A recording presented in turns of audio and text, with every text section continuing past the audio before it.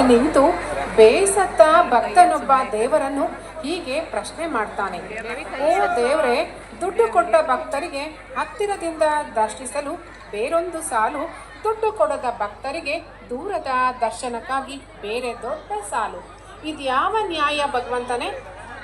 ಆಗ ದೇವರು ನಕ್ಕು ಉತ್ತರಿಸುತ್ತಾನೆ, ನಾನು ತಂದೆ ತಾಯಿಗಳೇ ದೈವ ಸಮಾನ ಎಂದೆ, ನೀವು ಕೇಳಲಿಲ್ಲ.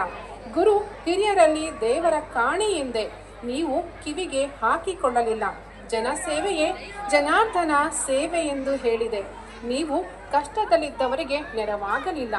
ಅಲ್ಲಿ ಇಲ್ಲಿ ಎನ್ನದೆ ಎಲ್ಲೆಲ್ಲೂ ನಾನೇ ಇರುವೆ, ನಿನ್ನಲ್ಲಿಯೂ ಎಲ್ಲರಲ್ಲಿಯೂ ನಾನೇ ಇರುವೆ ಎಂದೆ, ನೀನು ನಂಬಲಿಲ್ಲ.